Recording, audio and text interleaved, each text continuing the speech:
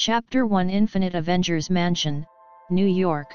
Dr. Henry Pym was a divorced middle-aged man and a master in 6 scientific fields. He operated out of a pocket dimension that was linked to the macroverse. The mansion he had built in the pocket dimension had temporal doorways to most parts of the known planes of existence. He lived and breathed science and enjoyed solving the mysteries of the multiverses, except for one, the underverse. He had used it to rid himself of his greatest enemy. He was in the middle of an assignment when a new mystery banged on one of his interdimensional doors.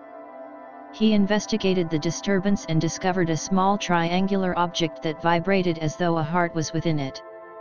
The object felt soft like skin, but it had a metallic look. He did several tests on the object and he found X genes. That made him call Dr. Hank McCoy aka Beast.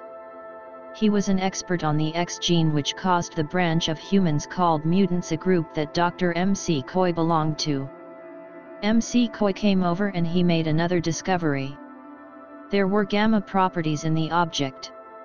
In which case, Dr. Bruce Banner aka the Hulk was contacted for his expertise on gamma radiation. He came and was totally amazed by the anomaly. The team made a further breakthrough in the identification of the object. The center of the anomaly had a repulse array similar to the one that Tony Stark aka Iron Man used. But the repulse array was organic. As Stark was an associate, he was brought on the project. Soon after, the group came across something extraordinary. The anomaly was actually in a compressed mode. The necessary physics to expand the object would require Dr. Reed Richards aka Mr. Fantastic. An enthusiastic Richards was more than happy to help.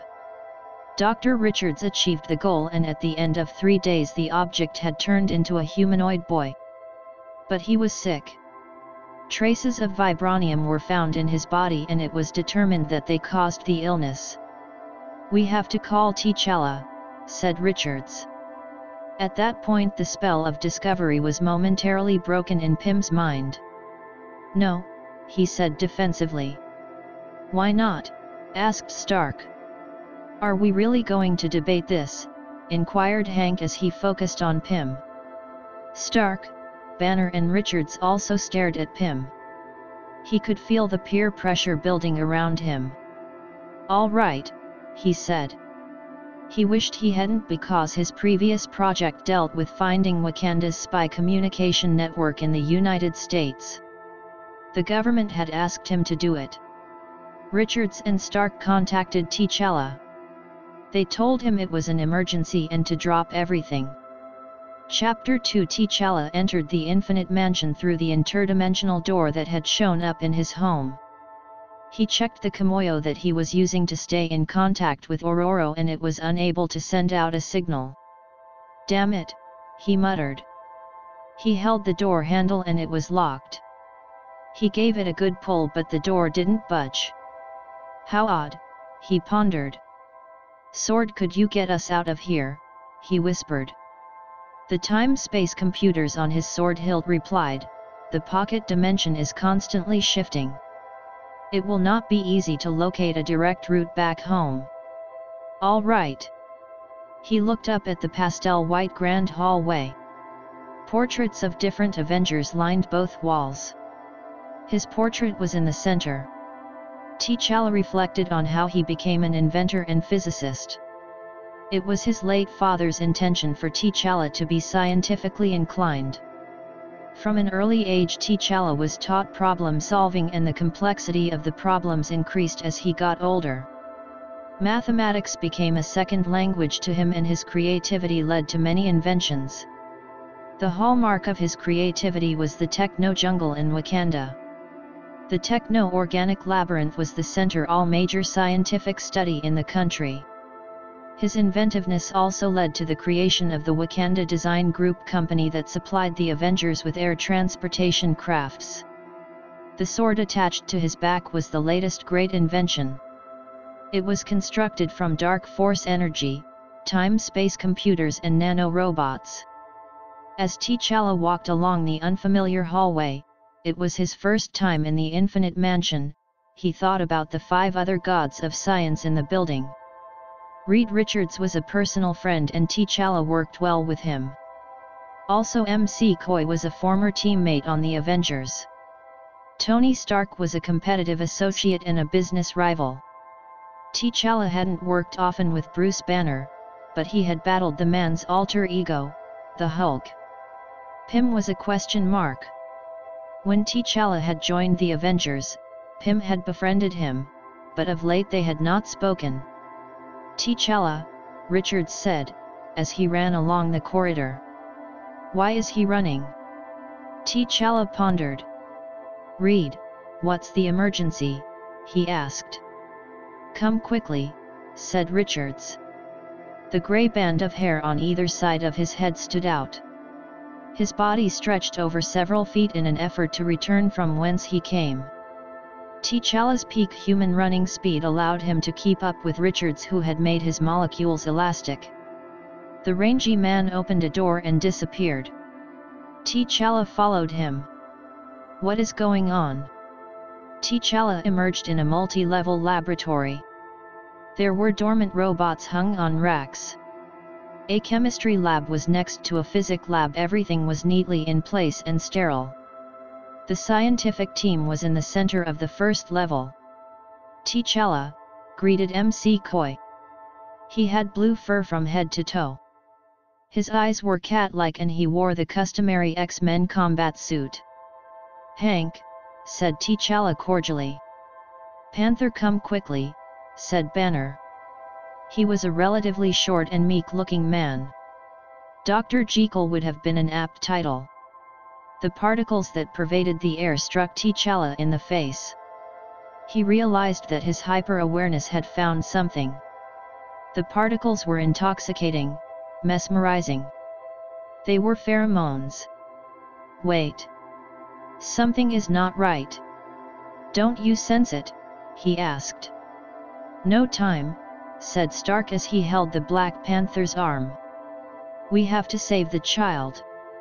Stark was in his hot rod red and silver techno armor suit. There was a swagger in his demeanor. What child? You said there was an emergency, said T'Challa. Saving the child is the emergency, said Stark. T'Challa now saw the center of his colleague's great attention. The child was lying on a medical bed. He was unconscious and breathing steadily. Suddenly T'Challa felt drawn to the child. He felt like he was compelled to finish the process. What the process was, he didn't know. It must be the pheromones, thought T'Challa. Where are they coming from? We were able to stabilize him, but we can't do anything about the vibranium poisoning, explained Pym. I'm in a room of scientific geniuses and not one of you could have done a simple procedure to remove the vibranium, asked T'Challa. His main focus was on Banner. It's not that simple, T'Challa, said Bruce. The child has no blood. T'Challa looked at the child once more and a dread came over him. The pheromones came from the child. This is wrong, said T'Challa. How long have you all been working on this? A few days, answered Richards. Do your loved ones know about this? Inquired T'Challa. Not really, said Stark. Come on. You're here. The child needs you, let's get things going. No, replied T'Challa. I have to see everything that was done so far. And where did you find the child? Panther, please reconsider, said Banner. We will tell you everything in due time. I can't, said T'Challa calmly. His hyper-hearing locked onto the heightened breathing in Banner's chest. He's angry, thought T'Challa. That was a bad thing, since anger triggered the gamma-altered DNA in Banner, which transformed him into an incredibly strong and nigh indestructible monster. Calm down, Bruce, the Black Panther said. T'Challa, please, pleaded McCoy. You all sound like possessed people, remarked T'Challa. There are pheromones in the air. They are being used to manipulate your minds. He stubbornly shrugged off MC Koi's hand. It's no use, MC Koi. He's not going to help. A surprised T'Challa stared down at the child who had just spoken. The boy's eyes were like black marbles. His small lips were pouted. Get him, said the child, in a harsh tone. Without thinking, T'Challa somersaulted out of the group.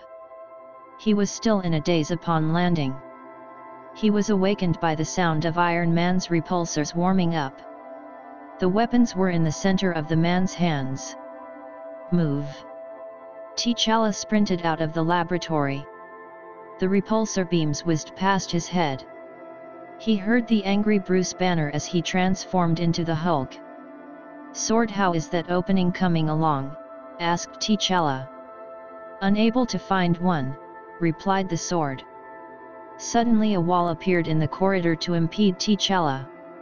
He estimated that the corridor still existed behind the wall, so he gave the sword coordinates to teleport him a few feet ahead. That would be unwise since there is no structure behind the wall, said the sword. I'm trapped, muttered T'Challa. He stopped at the wall and turned around. His pursuers were nearing him. Think. The child wanted him alive. He may be able to stall, buy time and find an opportunity for escape. He whispered to the sword a new set of coordinates. Do it when I give the signal, he said. T'Challa surmised that the mastermind behind this scheme had already taken control of the Infinite Mansion. It would be useless to fight in such a scenario, unless T'Challa could capture Pym and take his remote controller. That should turn the tables in T'Challa's favor. T'Challa opened his arms in surrender. I give up. Seize him, said the child who was behind the group. His puppets obeyed. The Hulk secured the Black Panther. The boy walked towards T'Challa and he grew as he advanced. His skin seemed metallic and his eyes were now yellow. T'Challa, I have fought against you before, so I know that you are playing for time. Time that I will not give, said the full-grown creature. Who are you? Asked T'Challa. Don't you recognize me? I once wanted a nation for robots and I used your technology in a plot to make my dream come true. Ultron. Correct. Now I have you and these others. I tried a new tactic this time. Instead of attacking each one individually, I simply drew their interest in discovering something new and like true scientists they came like bees to nectar. He removed T'Challa's mask and rested his hand on the man's head. T'Challa almost passed out as Ultron tapped into his brain and took what he wanted. I'm never one to gloat, but the success of this scheme has been most satisfying, said Ultron. What do you want? Asked T'Challa. Nothing that you will understand, replied Ultron. So what now? Now, you kill your friends. Ultron touched the wall and a door appeared. Destroy him, he said, and then he entered the door. It was a portal and T'Challa noticed the spiraling lights that headed upwards. Ultron closed the door behind him. Chapter 3 now, said T'Challa. The sword teleported him from the Hulk's grasps and into the path of Pym. With blinding speed and accuracy, T'Challa delivered paralyzing blows to the nerves in Pym's neck. The man became limp. T'Challa grappled him and ordered the sword to return them to the lab. On reappearing in the laboratory, T'Challa estimated that he may have mere seconds before the others realized what had happened. His overall plan was to subdue them and hopefully they would return to their normal selves when they regained consciousness. He quickly rested Pym on the floor and he searched for the remote controller. He found the palm-held device. Its interface was not user-friendly, so T'Challa navigated the system with his wit. He found the items that he wanted, the power controller, security monitors and structure configuration. The first thing is to secure the lab, thought T'Challa. A closed door appeared in the laboratory entrance. Then he located his friends on the security monitor. He activated the structure configuration and made sudden walls that separated his friends from each other. Iron Man, Hulk, Mr. Fantastic and Beast were trapped in small rooms. Then T'Challa turned off the lights in the rooms. The heat signatures of the prisoners made it possible for T'Challa to keep a track of them. Now who is first? T'Challa chose Richards as the first target. T'Challa had a small amount of sleeping gas in his left glove. That would be sufficient to take down Richards. Apparently Richards had a trap in mind for T'Challa. T'Challa watched as his friend spread himself across the floor like a carpet. T'Challa understood the trick. T'Challa got one of the dormant robots. He created a door to Reed's room and opened it. He tossed in the robot and as soon as it touched the floor Richards rose up and engulfed it. T'Challa's natural night vision allowed him to see his prey. He silently entered the room and leapt at Reed's head. The Black Panther rested his left hand on the man's face and the sleeping gas poured out. Richards collapsed in an instant. His body reverted to its original form. T'Challa then dragged him to the laboratory. The next target was Iron Man. T'Challa knew that the Stark had night vision and body heat detectors. "This will have to be a messy dog fight," said T'Challa. He took off the sword and pressed a small button on the hilt. That triggered the nano-robot sheath to run into the hilt. The large dark force energy blade was revealed. Then T'Challa opened a door to Iron Man. Stark came at him immediately. T'Challa parried the repulsor beams with the sword. Then the Black Panther charged into the opponent. Iron Man activated his chest beam and it knocked T'Challa back. Then Iron Man flew at his attacker. T'Challa dodged and then he judged the area to slash. He swiftly swung the sword and it sliced Iron Man in the chest. Stark had to retreat and T'Challa seized the opportunity. He changed sword hands and broke out the vibranium claws in the right glove. He reached for Iron Man's helmet and the claws pierced it. Then T'Challa used his superhuman strength to lift off the face plate. Stark punched him in the ribs. The vibranium-woven suit absorbed most of the shock, but it was not enough to stop the pain. T'Challa was again pushed away. Undaunted, he somersaulted over Iron Man and faked a move to the left. Stark fell for it and T'Challa sharply turned to his right. He slipped in front of Stark and punched his lights out. He carried his friend to the laboratory and it was only Beast to deal with. That would be another brutal fight, one that would not require the sword, so T'Challa sheathed it. He entered Beast's room and MC Koi saw and smelled him. Then a savage beast roared and he rushed into T'Challa. The Black Panther also ran forward. T'Challa and MC Koi locked each other in a test of strength. Both gave no quarter. Then Beast nastily bit T'Challa's neck. The Black Panther responded with a hard knee to MC Koi's gut. That distracted the Beast. T'Challa spun him. Then the Black Panther chopped MC Koi in the throat with the blade of his right hand.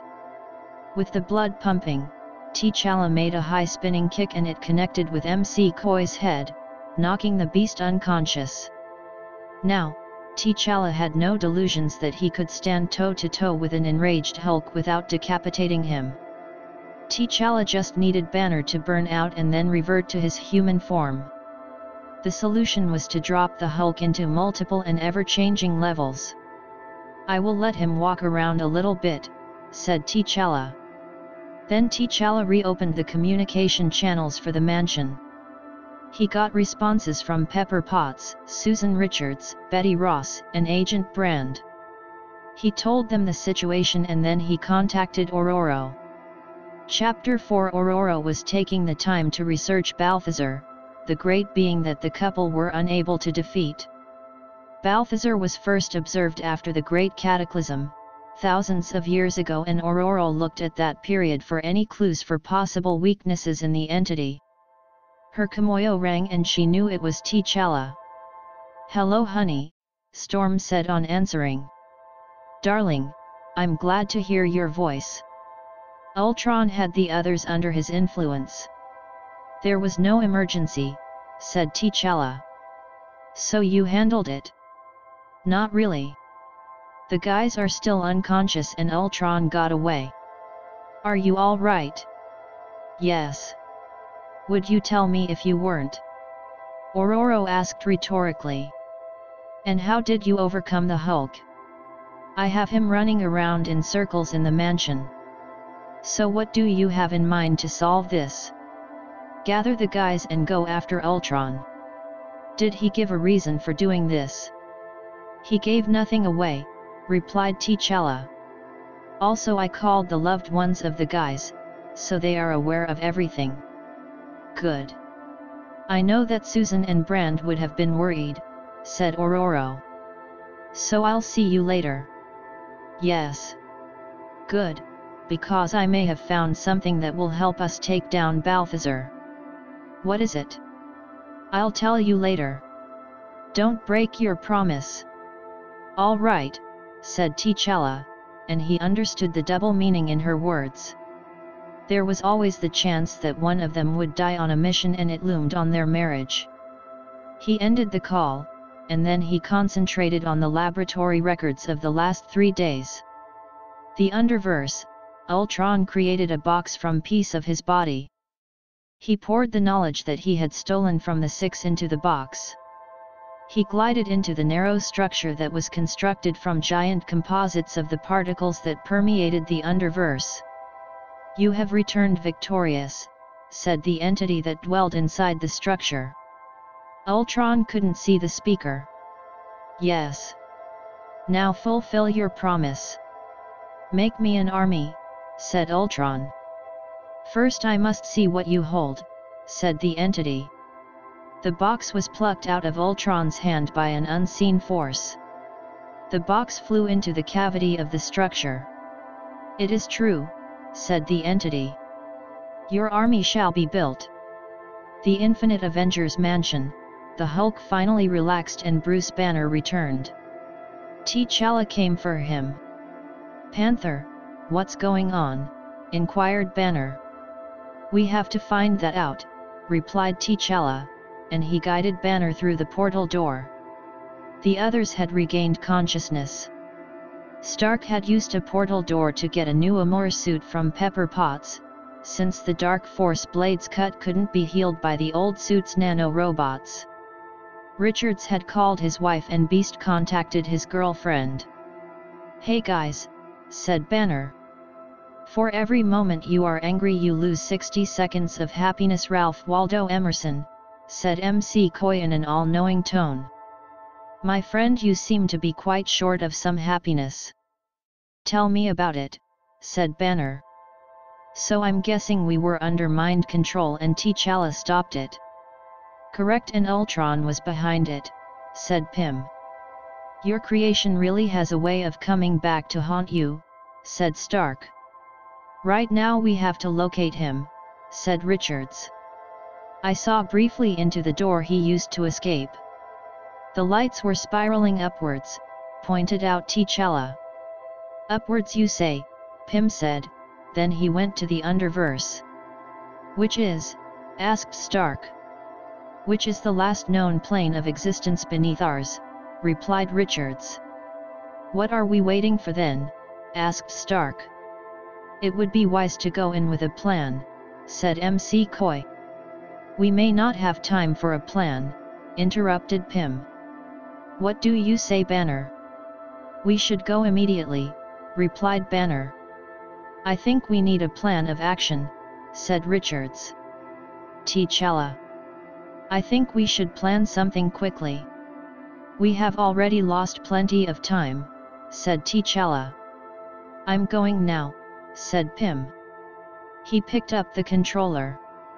In the back of his mind he was deliberating whether or not T'Challa searched through his work. "We shouldn't be splitting up either," said Banner. "Order marches with weighty and measured strides." "Disorder is always in a hurry, Napoleon," said MC Coy. Stark raised a questioning eyebrow at him and then said, "Hey, can we just reach an agreement?" T'Challa spoke up. "Ultron obviously needed us. We don't know what he took. Based on the bio work you guys did, Ultron is 10 times more powerful than before. Bruce, Stark and I should take on Ultron, since we are the most battle proficient in this scenario, while McCoy, Richard and Pym will uncover the real plot. Does that sound fair?" The group found nothing wrong with it. "I'll build a locator for Ultron so we'll find him faster," said Pym. "I can help," offered Richard. "That will not be necessary," said Pym quickly. Everyone heard the competitive tone in his voice. He noticed it too. Both men held an ongoing rivalry for the position of #1 scientist in the world. "It would just take a few minutes," he said in a diplomatic manner. Richard just had a surprised expression on his face for a moment and then he became serious. "Does anyone have any ideas on how to avoid Ultron's pheromones?" Richards asked. "I can create a serum from the DNA we gathered from Ultron to make us immune to it," said McCoy. "It shouldn't take long." Banner turned to T'Challa. "So how is Wakanda?" "It's been a while since I was last there," said Banner. "Could be better, but we are taking it one day at a time," replied the Black Panther. "How's your son?" "I have not seen him lately," answered Banner. McCoy coughed to catch T'Challa's attention. "T'Challa, I have heard certain things in the news about you and Ororo's conduct that is quite disturbing," said McCoy. "You are speaking about the cloning incident?" asked T'Challa. "Of course, it reminds me of the novel The Man in the Iron Mask. You kidnapped and replaced a national leader with a clone." "You of all people," said McCoy. "Stark came across. I was meaning to speak with you about that, T'Challa. Your Soberk clone became a part of the Avengers team and you didn't even tell me. That could have jeopardized a mission I led," said Stark. "Soberk is not who he seems to be. Ororo and I don't have concrete proof as yet. He was placing all your lives in jeopardy. We had to act," said T'Challa. "Albeit you did it in good faith, but the boundaries of ethics were once again pushed," said McCoy. "What is to prevent you from doing it again?" "I can't answer that," replied T'Challa. "That still does not account for the fact that you didn't tell us your concerns. We knew you before he came along."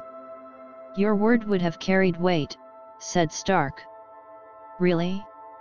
Soberk had just saved the world and won the hearts of billions," said T'Challa. "America was celebrating him, including you, and your president was toasting to him. Still, you should have said something to us," said Stark. "You had to go high and mighty as usual." "We should tone this down a bit," interjected Banner. "Bruce is correct," said McCoy. "With all due respect, McCoy, don't you have a serum to make?" said Stark.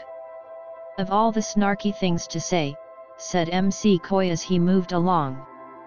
20 minutes later, the locator and the serum were ready. McCoy inoculated himself, Stark, Richards, Banner and Pym. "All right, let's get Ultron," said Pym, and he opened a doorway to the Underverse. Chapter 5 Ultron supervised the first batch of 100 clones of himself that the entity had made. "Perfect," said Ultron. "What will you do with such forces?" asked the invisible entity. "Gain control of my father's world for him," said Ultron. "I don't understand." "He wants to, but he doesn't want to be freed of the limits he placed on himself," replied Ultron. "So since I'm giving life to your army, that makes me their father," said the entity. "Not at all. I am their father," said Ultron grimly. "Interesting," said the entity. "I sense new living organisms close by. An alarmed Ultron asked, "Where exactly?" Not far from the structure, the 6 great minds were guided by the ping of a locator. "We should get samples of this underverse," said Richards. "You're thinking about samples at a time like this," joked Pym. "This is a place to be studied," said Richards. "It has gravity, an oxygen atmosphere, and who knows what else. I think it is a place to be ignored, and the gravity is not stable in certain areas," said Pym. "It serves well as a dumping ground." "Is that what you have been doing with it?" inquired Richard. "Did you dump Ultron here?" "Yes," replied Pym. T'Challa raised his right hand. "Quiet. Something is coming," he said. Soon after those words left his mouth, 100 Ultrons descended on the group.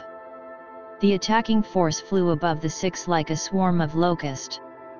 "T'Challa, I hate to tell you this, but your plan just got screwed," said Stark. "Then we improvise," said T'Challa. "I have an explosive device that could destroy these things. But you guys have to get a safe distance away." Somebody hit Bruce. "I hate this part," said Banner. MC Koi smacked him hard across the face before he was prepared. It was enough to trigger the Hulk transformation. "Oh dear," said MC Koi, as he backed away. Banner dropped on his knees. His eyes became green and his body contorted painfully. The man's skeleton cracked and moved as it changed. Suddenly his body size doubled and great muscles developed. "When the Hulk appears, have him leap away from here with Pym, Beast, and Richards. Stark, use your turbo flight mode to follow them," said the Black Panther. The Hulk transformation was completed in seconds. "Hulk, take us up there," said Pym, pointing. The green behemoth took up Pym and Beast. Richards held onto his shoulder. With a great leap, the Hulk broke through the canopy of Ultrons. Iron Man followed at full throttle. Meanwhile, T'Challa detached the Dark Force blade from the hilt and he threw it into the swarm. The golden time-space computers transformed into 2 floating spheres as they were released from their function of stabilizing the Dark Force energy. "Get us out of here," said the Black Panther. He vanished and the volatile Dark Force energy exploded. All of the Ultrons were destroyed in the blast. When T'Challa reappeared, he couldn't see his comrades. He was not sure if he overshot or was behind his friends. He closed his eyes and concentrated. He searched for a sound or a scent. "What will we do now?" asked the computers in unison. "Go forward," said T'Challa on opening his eyes. "Where exactly?" "We could end up going around in circles," said the computers. "I promised Ororo that I would see her later and I intend to honor that promise," said T'Challa. "Now let's go." Half a mile away, Iron Man scanned the vicinity for the Black Panther. He was unable to detect anything. "We should stay on the mission," said Pym. "We can't do that," said Richards. "Look, we all know how T'Challa thinks. He would want the mission completed," said Pym.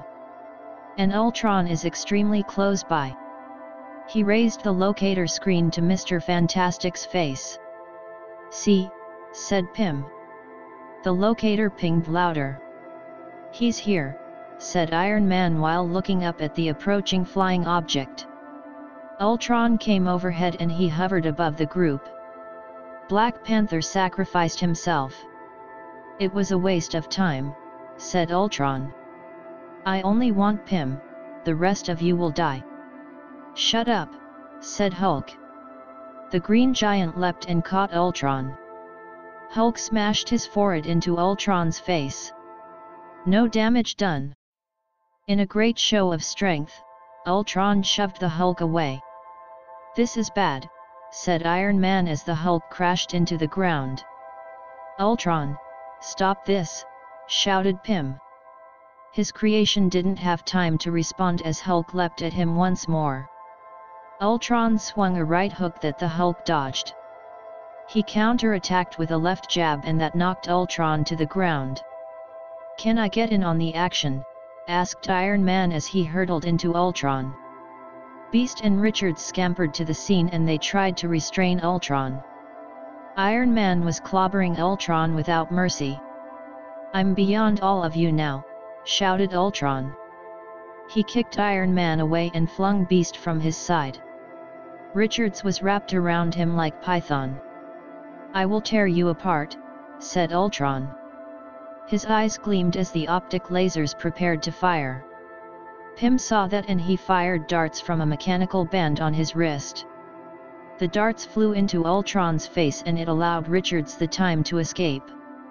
A raging Hulk returned to battle Ultron.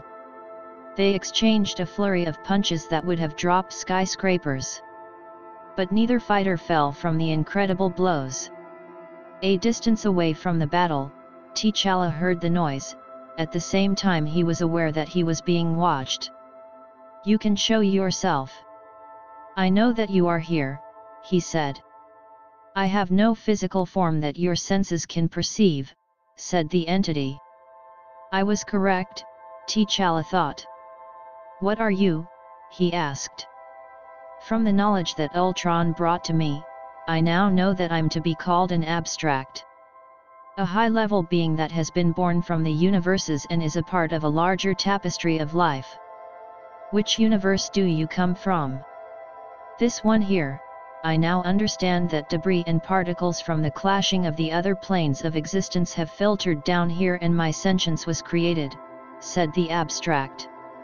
"Interesting, Ultron must taken the knowledge from us to give this thing," thought T'Challa. "What did you give in exchange for this knowledge?" probed T'Challa. "I gave Ultron a new body and an army to crush his father's world," replied the abstract. "Maybe I can use his naivety against him," thought T'Challa. "If I give you something of value, would you stop Ultron for good?" asked the Black Panther. "What are you offering?" "The ability to know right from wrong," replied T'Challa. "You may have vast knowledge, but it is useless without wisdom." "Wisdom? Insight? Tell me more." "Ultron's intentions are wrong. He will cause billions of lives to suffer. People who have no clue as to his existence will be hurt. What right does one being have to disrupt the world that has done absolutely nothing to him? Would you like it if some strange entity were to come here and destroy you for no reason?"